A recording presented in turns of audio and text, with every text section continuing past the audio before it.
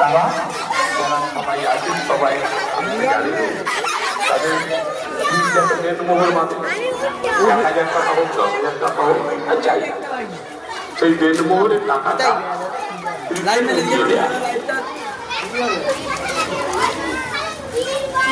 আর অনেকে ভাবে ও আমি হয়তো স্ত্রী থেকে বলে দেবো বাবা এই আমি মারা যাবো আর সেই মৌলানা সাহেব এসে বলবে মাটি দেওয়ার সময় এবং তুমি ওর একটা ভাগ করে দাও দেনমোহরটা।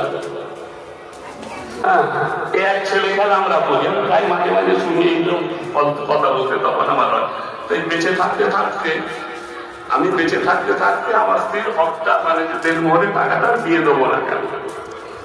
আশা করি সবাই চেষ্টা করবে স্ত্রীর দেনমোহরটাকে দিয়ে দেওয়া।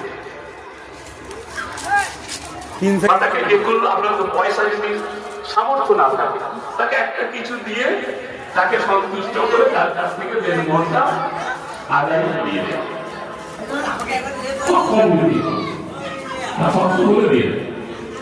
এটাকে বাধ্যতামূলক, এটা করতেই হবে, না করলে অপরাধ। অপরাধ কোনখানটা আমাদের হচ্ছে মানে বড় বড় যে অপরাধ এখানে। 2 নম্বর কথা হচ্ছে মহিলাদের সাথে ভালো ব্যবহার। আমার স্ত্রীর সাথে আমাকে ভালো ব্যবহার করতে হবে আর স্ত্রীদেরও তার স্বামীর প্রতি ভালো ব্যবহার করতে হবে।